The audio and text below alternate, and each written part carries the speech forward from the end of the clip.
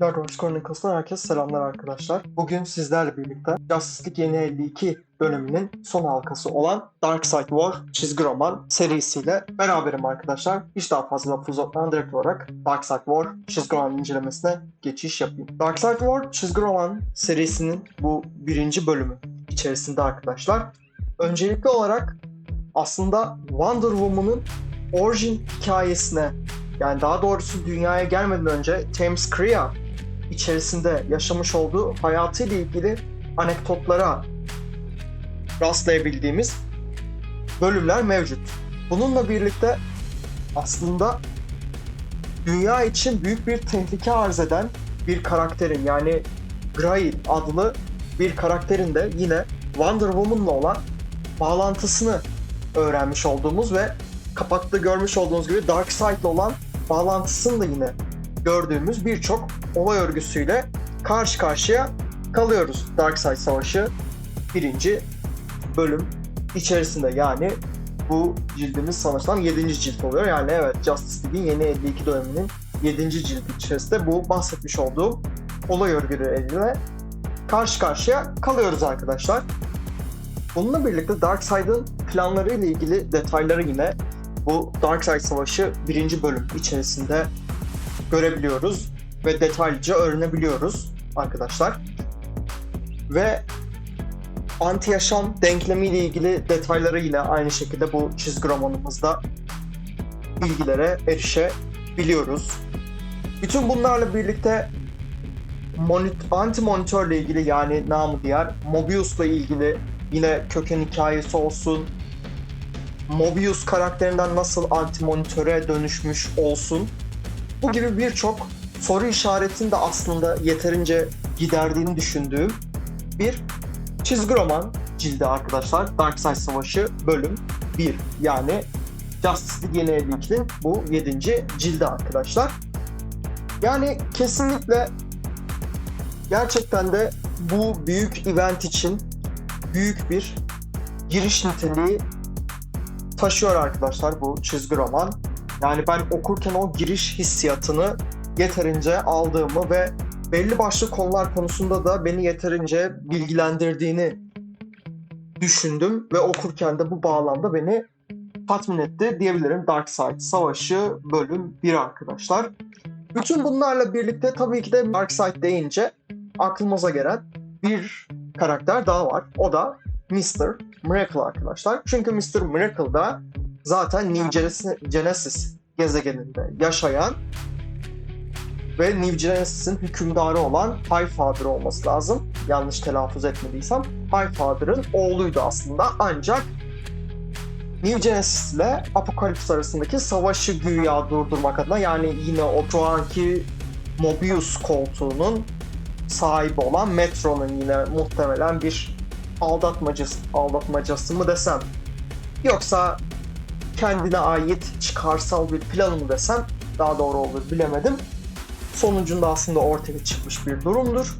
Evlat değiş tokuşu dediği bir planlamayla Darkseid'in oğullarından olan Orion'u New Genesis'e yollayıp Highfather'ın oğlu, yani bizim bildiğimiz Mr. Miracle'da Apokalips'e adeta sürgüne yollatma planıyla, sözüm ona bir barış ortamı, ya daha doğrusu büyük bir kaos çıkmamasını amaçlayarak yine evrenlerin birçok yok oluş olayında olduğu gibi ya da yeniden tekrarlaması olayında olduğu gibi tekrardan böyle büyük bir olaya bulaşmayacağını ve her şeyin yine bir şekilde rayına oturarak onun yine gözlem yeteneğini kullanabileceği bir sirkülasyonda olay akışlarının devam etmesine yardımcı olacağını zaten düşündüğü için böyle bir plana, böyle bir müdahaleye kalkışıyor. Aslında Metro'nun bunu yapması normalde yasak. Mobius koltuğunu kullandığı süreç içerisinde arkadaşlar. O tabii ki de kendi amaçları uğruna bu kuralı da çiğniyor.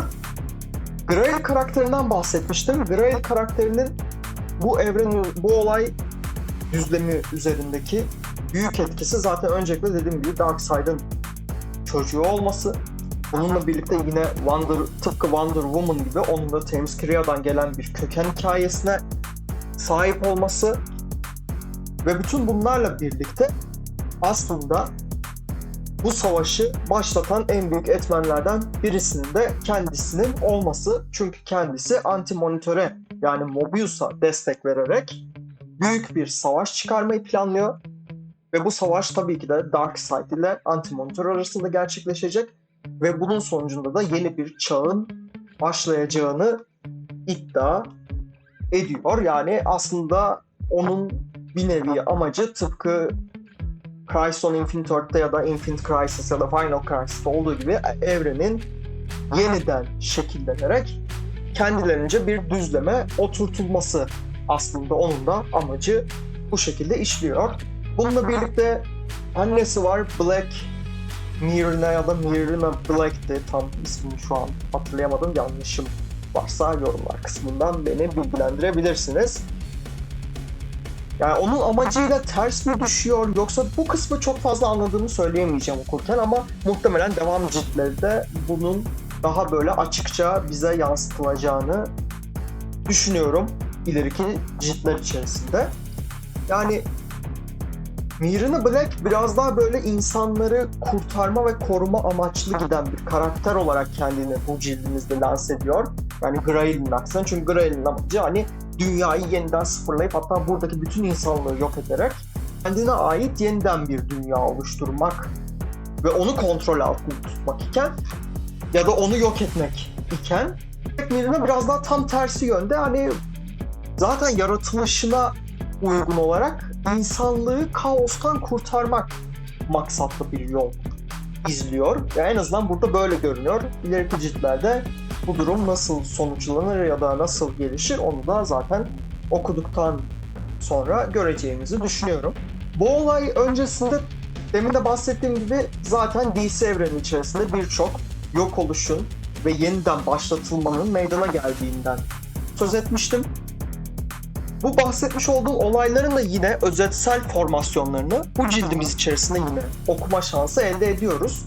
Yani bu bağlamda da açıkçası bence Darkseid Savaşı yeni 52 dönemi için kesinlikle büyük bir dönüm noktası arkadaşlar. Bütün bu olaylara ek olarak burada da gördüğünüz gibi Batman karakterimiz yine büyük bir rol oynamayı, bu olay evreni içerisinde de büyük bir rol oynamayı başarıyor. Çünkü kendisi Metron'u devirerek Mobius koltuğunu ele geçiriyor ve Mobius koltuğunun gücüyle bütünleşiyor arkadaşlar ve burada da yine Batman farkını bu olay düzlemi içerisinde de ortaya koyuyor arkadaşlar. Son olarak da şunu söyleyeceğim. Evet, Anti-Monitor'le Darkseid'ın savaşı bu birinci cildimiz yani birinci bölüm itibariyle başlıyor ve sonucunda da benim beklemediğim üzere, çünkü ben biraz daha tam tersi bir yönde bir ilerleyiş bekliyordum. Bunu normalde söylemeyecektim ama söylemezsem olmaz. Darkseid'ın başı gerçekten de büyük bir belaya giriyor. Yani Darkseid muhtemelen yanlış atama oynadı desem, yoksa yapmaması gereken bir hamle yaparak bunun bedelini çok ağır bir şekilde ödedim desem daha doğru olur bilmiyorum. Ama gerçekten de hem onun için hem de belki de tüm DC evreni için büyük bir sonuçla bizleri karşılıyor. Darkseid Savaşı'nın birinci bölümünün son kısımları. Çizimleriyle ilgili incelemeye geçiş yapmam gerekirse arkadaşlar, öncelikle bahsetmiş olduğum yeni 52 dönemi öncesinde yaşanmış olan olayların gösterildiği panellere bir örnek. Şöyle göstereyim. Diğer krizlerle ilgili panellemeler bunlar. Ve hatta Flashpoint ile de ilgili yine bir panellememiz mevcut. Yani bu olay akışlarının da böyle özet şekilde aslında anlatılması benim gerçekten de ilgimi çekti. Eminim ki sizlerin de muhtemelen bu olay örgüsünü okurken ilgisini çekeceğini düşünüyorum. Bütün bunlarla birlikte yine bu bahsetmiş olduğum evlat takası mevzusuyla ilgili bir panellemeyi de şöyle sizlere göstereyim. Bunların dışında Mobius koltuğu olayını aslında sizlere göstermek istiyorum ama onu bir türlü bulamadım. Ama onu bulmadan önce Mr. Miracle'ı şöyle sizlere yakın çerçeveden göstermiş olayım. Mobius koltuğu hala bulamadım ama onları bulmaya çalışırken en azından Grail karakterini buldum. Darkseid'in kızı direkt olarak göstermiş olayım. Aynı şekilde Myrna Black ya da aynen Myrna Black. Yani dediğim gibi bu Myrna Black'in gerçek amacını çok fazla kavrayabildiğimi düşünmüyorum. Biraz böyle muğlakta kalmış gibi bir hissiyat oluşturdu bende ama muhtemelen detaylarına ileriki ciltlerde daha böyle net bir şekilde görebileceğimi düşünüyorum. Burada aslında Darkseid'in amacını da ben çok algılayamadım çünkü hatta benim dışımda kendi yardakçılarının bile, yani Steppenwolf'un bile kavrayamadığını gördüğümüz panellemeler mevcut. Çünkü ben bile gerçekten şunu düşündüm. Sen şimdi Grail'i mi arıyorsun? Ondan intikam almak için ya da onu bir şekilde kendin yetiştirmek adına öyle bir niyetin mi var? Onu mu arıyorsun? Bu yüzden mi dünyayı kontrolün altında tutmayı planlıyorsun? Yoksa anti-yaşam denklemini bulup hani direktmen bütün dünyayı hani sadece kendin için bir kontrol altında tutma ya da yok etme çabası içerisinde misin? Yoksa ilk ciltlerde gördüğümüz, yani Yeni 52 dönemi Justice League içerisindeki ilk ciltlerde görmüş olduğumuz karşılaşmanın intikamını mı almak istiyorsun? Yani bu sorular gerçekten çok bunlar bile muğlakta kalıyor. Bunun bence detayını da görebilir miyiz bilmiyorum. Eğer Darkseid ölümden dönerse görürüz diye düşünüyorum. Bunların dışında anti-monitörü gördüm. Yani namı diğer Mobius bu arada arkadaşlar, hani nasıl hitap etmek isterseniz direkt olarak o şekilde söyleyebilirsiniz. Evet, Mobius'un koltuğu mevzusu ve Batman'in koltuğu ele geçirmesi.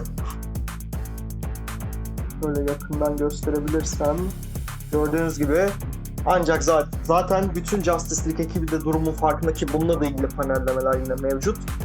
Koltuğun gücünü kontrol edebilse Batman kontrol edebilir. Batman de zaten direkt olarak koltuğun gücünü test ediyor. Hatta bu testle ilgili şöyle bir panellemeyi göstereceğim ve bununla ilgili tek bir cümle kuracağım. Ardından bu konuya fazla değinmeyeceğim. Gördüğünüz gibi ilk sorduğu sorulardan bir tanesi buydu arkadaşlar ve bu sorunun cevabını ise başka bir çizgi roman serisi içerisinde öğreneceğiz diyorum ve bunu burada kapatıyorum. Onun da incelemesini muhtemelen yapmayı planlıyorum ama henüz okumadım. Okuduktan sonra muhtemelen yapacağım. Ve onu da yine kanal içerisinde sizlerle paylaşacağım. Bunu da böyle en azından bu vesileyle söylemiş oldum arkadaşlar. Dediğim gibi Anti-Monitor ile Darkseid'in ve onların yardakçılarının karşılaşması. Gerçekten de destansı bir savaş alanı. Adeta böyle sanırsam Marvel'daki Endgame ya da Infinity War. Hani artık hangisine daha çok benzetirseniz direkt böyle bir sahne, yani panelleme gerçekten benim hoşuma gitti bu arada. Bu arada özellikle bu sahne de benim hoşuma gitti.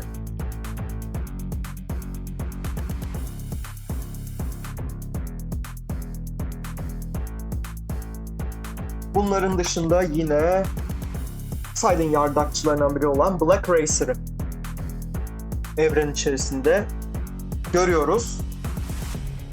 Ve Black Racer'ın The Flash'ı yani Barry Allen'ı gördüğünüz gibi kontrol altında tutmasıyla da aslında başka bir olayın daha tetiklendiğini de görüyoruz ama bunu muhtemelen ileriki ciltlerde okuyacağımız için şimdi ben tabii ki de bu durumdan uzunca bir şekilde bahsetmeyeceğim.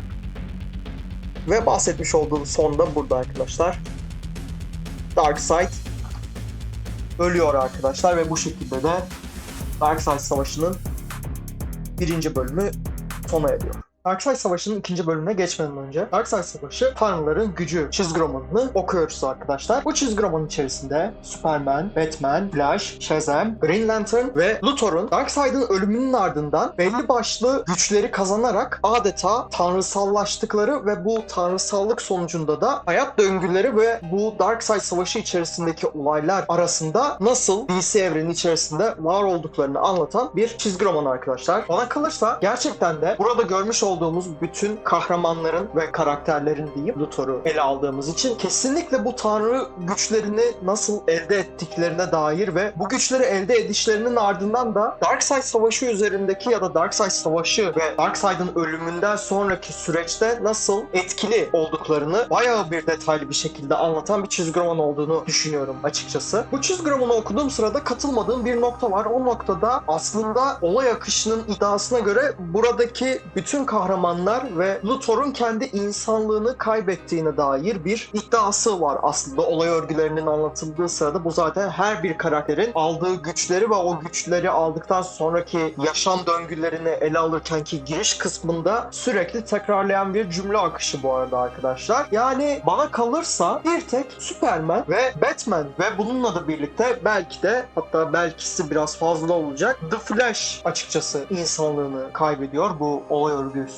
içerisinde. Yani tanrısal güçler kazandıktan sonra ama bunun dışında Shazam'in ve Green Lantern'ın hiçbir şekilde böyle bir durumla karşılaştığını düşünmüyorum. Çünkü onlar da tanrı gücünü aldıktan sonra ilk başlarda o tanrısallık kompleksi altında adeta hemfikir oluyorlar ancak sonrasında yine kendi benliklerini, yine kendi içlerindeki o varoluşsal ruhu bularak normale dönüyorlar. Hatta Superman bile kısmen de olsa normale dönüyor ama kısmen diyorum çünkü o biraz daha Batman gibi yine bu tanrısal gücün etkisi altına giriyor. Bununla birlikte bence Luthor için hiçbir şey değişmiyor çünkü Luthor her daim böyle büyük bir özgüvenle, büyük bir işte o tanrı kompleksiyle aslında yaşayan bir karakter DC evreni içerisinde ve açıkçası tıpkı Superman gibi apokalipse tabii düştükten sonra ki bu apokalipse düşme olayı zaten Darkseid Savaşı'nın birinci kısmında yani bundan önceki kısım içerisinde bu videonun yer alıyor idi. Superman nasıl böyle büyük,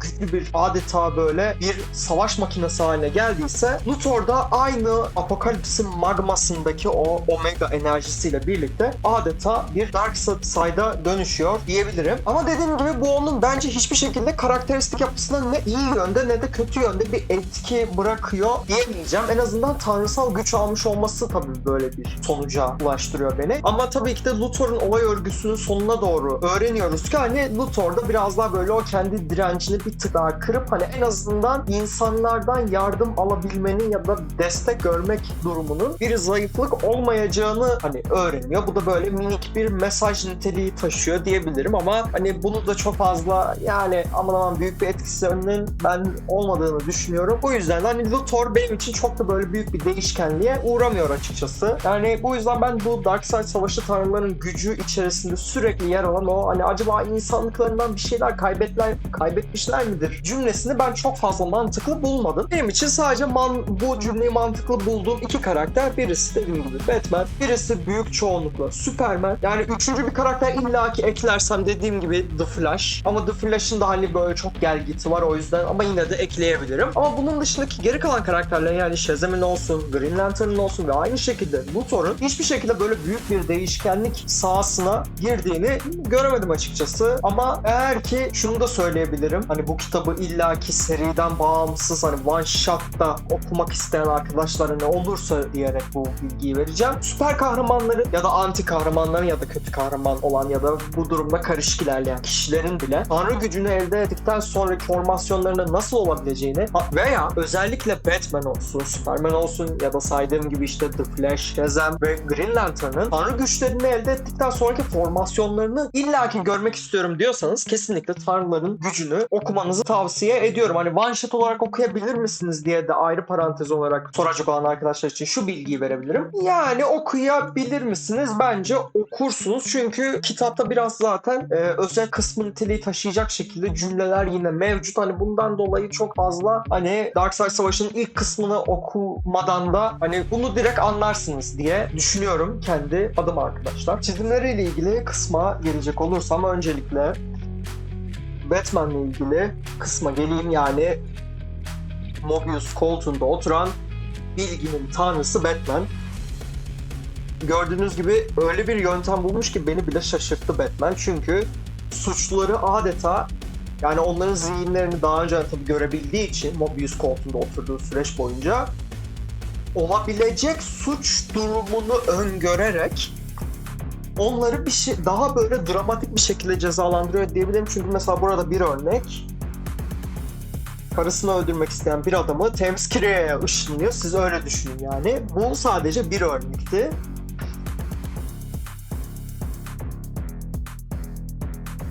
Bunun dışında tabii ki de kendi geçmişinin de peşine düşerek George Hill'den intikamını alma yolunda ilerliyor Batman. Hatta Bruce Wayne de diyebiliriz. Ama bunun dışında tabii ki de onun önemsediği bir diğer husus da Joker arkadaşlar. Ki ben bunu Darkseid Savaşı'nın 1. bölümünü içeren çizgi romanı incelerken zaten size dolaylı yoldan bahsetmiştim. Joker'le ilgili bir sırrı da kısmen olsa bu koltuk sayesinde öğreniyor. Ancak dediğim gibi bu olayın devamı Three Jokers olarak adlandırılan çizgi romana doğru bir ilerleyişe kapı açıyor. O çizgi romanını da okuduktan sonra zaten sizlere onun da incelemesini ya da en azından sesli çizgi roman şeklinde de yapabilirim ya da okuduktan sonra incelemesini yaparım. Artık ona daha karar vermedim çünkü daha okumadım. Bunun dışında Black Racer'la bütünleşen The Flash artık ölüm tanrısı olarak adlandırılıyor bu evren içerisinde. Gerçi gördüğünüz gibi burada The Flash'ın sürekli olarak bir gelgiti var, yani bir direniş, bir direnç gösteriyor aslında Tanrı gücünün kompleksine karşı. Ancak daha sonrasında bunun hani belki de bir hata olabilme ihtimalini ve daha kötü bir sonuca mı yol açacağını düşünerek mecburiyetten bir birleşim gerçekleştirerek tamamıyla onunla bütünleşiyor. Bununla birlikte evet arkadaşlar, Superman'le ilgili kısma gelecek olursam, bahsetmiş olduğum gibi zaten Darkseid Savaşı'nın ilk kısmı içerisinde Lex Luthor'la birlikte Apokalips'e doğru adeta sürgün edilircesine bir ışınlanma gerçekleştiriyorlardı ve bunun sonucunda tabii Apokalips'te hiç güneş ışığı kaynağı olmadığı için Superman güçsüz duruma düşüyordu. O zaman da Lex Luthor'un aklına parlak bir fikir geliyordu ve onunla birlikte kendisi de tabii ki de bir Apokalips'in bir yanardağına düşecek şekilde bir plan hazırlıyordu. Bir kurtuluş planı onun adına tabii ki de. Ve bu olayın sonucunda da Omega maddesiyle bütünleşen Superman adeta bir kuvvet tanrısı haline geliyor burada gördüğünüz gibi.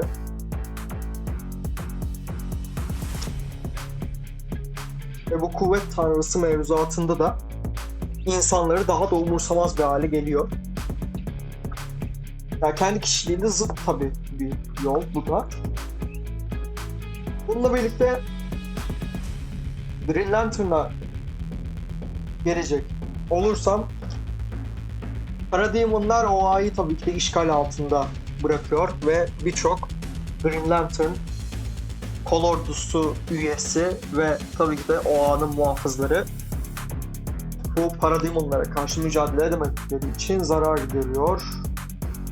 Burada tabii ki de Hal Jordan'ın bir seçim yapması gerektiği için burada gördüğünüz gibi mücadelenin ortasında yapayalnız kalan bir Hal Jordan. Burada bulunan ve Parademonları buraya yollayan Mother Box'la birleşerek ışık tanrısı haline geliyor. Ve bunun sonucunda da o da tabii ki de tanrısal komplekse başlarda maruz kalıyor. Çünkü bu güç gerçekten de onun hani kendi Green Lantern gücünün çok çok ötesinde bir güç olduğu için bir anlığına da olsun yani ben bu gücü kullanırım ne olacak ki kafasında ilerlerken Sonrasında fark ediyor ki aslında kendi irade gücünün o zaman bir anlamının kalmayacağını ve kendi benliğinin de bir anlamının kalmayacağını düşünerek burada gördüğünüz gibi Tanrı gücünü reddediyor ve normal Green Lantern olarak mücadeleye devam ediyor. Bunun dışında Shazam'a gelecek olursak, Shazam'in normalde biliyorsunuz ki zaten tanrısal güçleri mevcut, ancak Darkseid'in ölümüyle birlikte bu tanrısal güçler ortadan kalkıyor ve onun yerine başka tanrıların güçleriyle bir bileşim gerçekleştiriyor ve bununla birlikte en kudretli tanrıların tanrısı diyebileceğimiz bir pozisyonda kendini buluyor Billy Batson, yani Shazam. Ama bununla birlikte tabii böyle bir gücün büyük bir mücadelesi olacak. O da Darkseid'in babası olan, burada ismi geçiyordu, Yuga Khan, yani kötülüğün efendisiyle mücadele etmek zorunda kalıyor. Hatta onu kendine bağlıyor adeta bu mücadelenin sonucunda ve aslında yeni birleşim göstermiş olduğu desem daha doğru olur. Tanrıların arasına bu tanrıyı da katıyor. Kötülüğün efendisi Yuga Khan'ı. Hatta burada bunun açıklaması da mevcut yine. Onu da sizlere göstermezsem olmaz. Şurada bir yerde olacak. Gördüğünüz gibi burada zaten bu açıklama mevcut. Umarım okunuyordur kameradan diye umut ediyorum.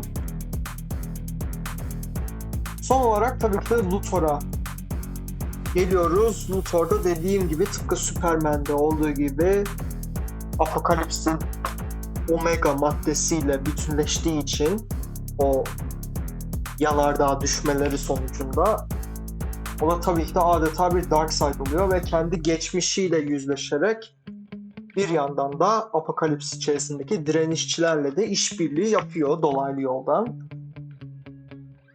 Ve adeta bir anti kahraman rolüne bürünüyor ki zaten Yeni 52 dönemi içerisinde de aslında biz Luthor'u kısmen de olsa böyle bir anti kahraman pozisyonunda görüyor idik.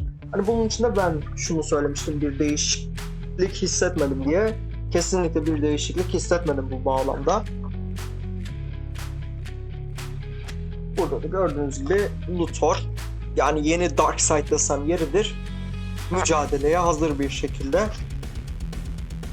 Ve bu şekilde de Tanrıların Gücü çizgi romanının sonuna gelmiş bulunmaktayım. Bu şekilde arkadaşlar Darkseid Savaşı'nın ikinci bölümüne de ulaşmış bulunmaktayız. Bu bölüm içerisinde arkadaşlar Grail'in gerçek amacını öğreniyoruz. Bununla birlikte Black Myrna ya da Myrna Blake'in gerçek amacını yine aynı şekilde öğreniyoruz arkadaşlar. Ve tam da tahmin ettiğim gibi Myrna Black iyi bir karakter, ancak Grail aslında sandığımız kadar iyi bir karakter değil arkadaşlar. Çünkü kendisinin amacı kesinlikle dünyayı istila eden uzaylılardan ya da diğer kötülüklerden ya da tanrılardan ya da Darkseid'dan korumak değil. Direkt olarak babası olan Darkseid'dan intikamını alıp Anti-Monitor'u, hatta daha doğrusu ikinci bölümü itibariyle Mobius olan karakterimizi yok edip dünyayı tamamıyla yeni bir karanlık çağa sürüklemeyi hedefleyen bir karakteristik yapıya sahip Grail aslına bakarsanız. Ayrıca bu ikinci bölüm sayesinde şunu da teyit etme fırsatını buldum arkadaşlar ki o bilgi de şudur. Deminki bölüm içerisinde ifade ettiğim gibi, yani Justice League Darkseid Savaşı Tanrıların Gücü çizgi romanını neden one shot okuyabileceğinizle ilgili bilgiyi bu cilt içerisinde teyit etmiş oldum. Çünkü arkadaşlar bu cildin içerisinde de yine aynı şekilde saymış olduğum karakterlerin nasıl tanrısal güçlere sahip olduğuna dair olay örgülerini ve sonrasındaki devam eden olay akışını da yine aynı şekilde burada da anlatıyor. Hatta burada biraz daha detaylı bir şekilde orijinsel bakımdan düşündüğümüz zaman daha detaylı bir orijinle bizleri bu bağlamda karşı karşıya bıraktığını söyleyebilirim Darkseid Savaşı bölüm 2'nin. Bu yüzden de arkadaşlar en azından bu bilgiyi de teyit etmemi sağlayan bir çizgi romandı kendisi. Bütün bunlarla birlikte beğendiğim birçok olay akışı ve panelleme olmasına rağmen açıkçası yani bilindik ters köşelere sahip olan ya da bilindik yine belli başlı olay akışlarına sahip olan bir çizgi romansal yapıya da sahip açıkçası Darkseid Savaşı'nın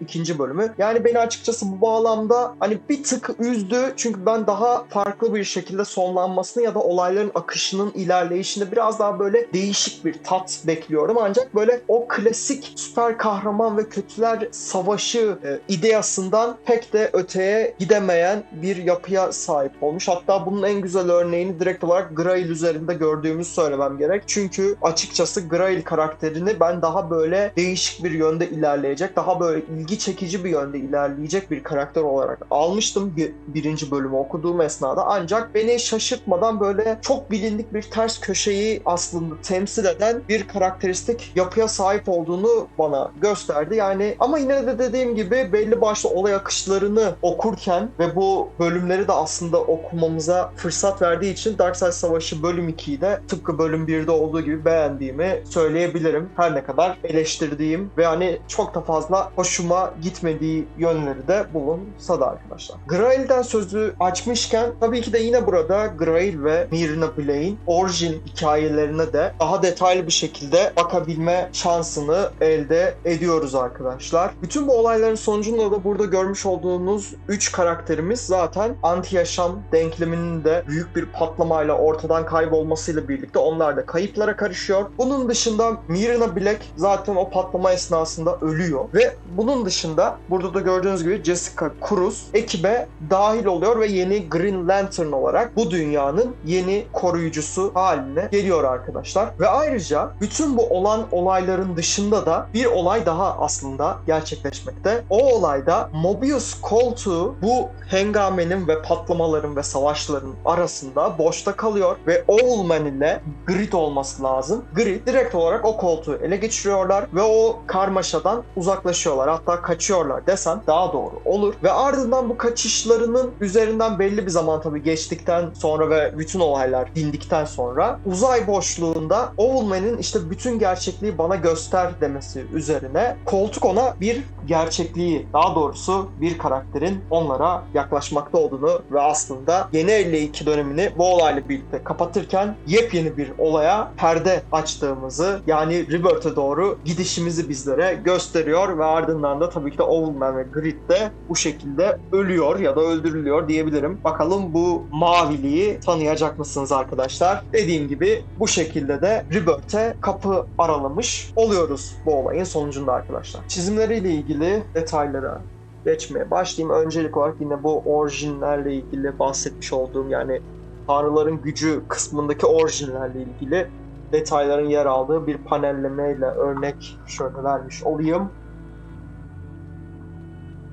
Bunun dışında yine Crime Syndicate'ın Justice League'le olan işbirliğiyle ilgili bölüme sizleri götürmüş olayım. Bütün bunların dışında hala Batman'in Mobius koltuğunda otururken bu kadar hengamenin arasında tek düşündüğü şeyin Joker oluşu beni benden aldı. Yani o kısım bile bana böyle çok klişe bir sahne gibi geldi ama neyse artık. Bunun dışında anti-yaşam denkleminden ayrılan Mobius'un eski formuna dönüşü, daha doğrusu anti-monitörün Mobius oluşu diyebilirim. Bütün bunlarla birlikte hatırlayacak olursanız ki özellikle Forever Evil'dan hatırlayacağınız üzere bir bebek mevzusu vardı aslında. Crime Syndicate ekibi içerisindeki Superwoman'ın o çocukla dünyaya geliyor bu arada. Ama o çocuğun olduğu kısmı göstermeden önce Black Mirror'ın şu orijin kısmı ile ilgili bir görseli sizlerle paylaşayım. Şimdi direkt olarak oraya geleceğim bu arada. Özellikle o kısmı da görmenizi istiyorum.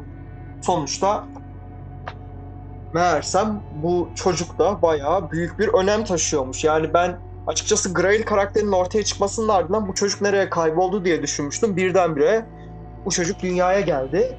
Ve bu çocuk da aslında Forever Evil içerisinde de aslında hatırlayacağınız üzere Luthor'un alternatif gerçekliğinin tabii ki de çocuğu ve Luthor'un da bu alternatif gerçekliğindeki versiyonda zaten Black Adam'ın bir kopyası. Bunu da söyleyeyim. Yani bu yüzden bu çocuğun da bayağı bildiğiniz süper güçleri var. Hatta bu güçlerinden bir tanesi de bu tanrısallaşmış karakterlerin güçlerini emebiliyor ve onu absorbe ederek o güçleri kendi üzerinde kullanabiliyor. Böyle de ilginç bir karakteristik yapıya sahip. Hatta öneme sahip diyebilirim. Bununla birlikte yine bir klasik sahne var. O da esas oğlan. Gördüğünüz gibi Grail karakteri direkt olarak Trevor'ı bir esas oğlan formasyonunda kendi amaçları için kullanıyor. Bu da çok klişe bir sahneydi açıkçası ama yine de hani aksiyon sahnesi olduğu için benim ilgimi de çekti diyebilirim. Bunun dışında Grail'in pişmanlık duyduğu sahneyi göstermeden önce Darkseid'a ne oldu demiştik. Darkseid geri gelir mi demiştik. Şöyle bir şey oldu. Grail Superwoman'ı öldürdü ve ardından da çocuğunu kendi güçleriyle donatarak ve diğer tanrıların gücünü de zaten ele geçirdiği için, ki kendi gücü dediğim de zaten anti-yaşam denklemiydi arkadaşlar. Hepsinin birleşiminden yeni bir Darkseid ortaya çıktı. Ancak bu Darkseid tabii ki de Grail'in kontrolü altında olan adeta bir kukla aslında. Burada da bahsetmiş olduğum Grid'in ve Owlman'in Mobius koltuğunu alıp ortadan kaybolmaları. Şöyle göstermiş olayım. Bununla birlikte yine klasik bir sahne. Grail pişmanlık duyuyor arkadaşlar. Şurada şöyle göstereyim. Pişmanlık duymasının ardından yaşananlar. Çok klasik bir sahneydi bence ama dediğim gibi yine de bu mücadelenin epikliğinden kaynaklı olarak benim yani çok fazla sırıtmadı açıkçası bana karşı okurken. Gördüğünüz gibi Jessica Cruz artık bir Green Lantern. Yine evren içerisinde. Bu arada bu tanrıların gücüyle ilgili detaylı orijinlerden bahsetmiştim. Bu detaylardan bir tanesi meğersem Luthor aslında Apokalips içerisinde kendisini Superman olarak tanıtıyor. Yani daha doğrusu onlar Superman'in tasvir edildiği bir anlatı sunuyorlar ona. Yani böyle bir kişinin Apokalips içerisindeki o düzeni, o tiranlığı bozacağını ve onları kurtaracağını söylüyorlar. Ve o da diyor ki o zaman ben Superman'im. Ve şu an halk ona itaat ediyor bayağı bildiğiniz. Bunun dışında dediğim gibi son kısımdan şöyle bir sahne göstereyim.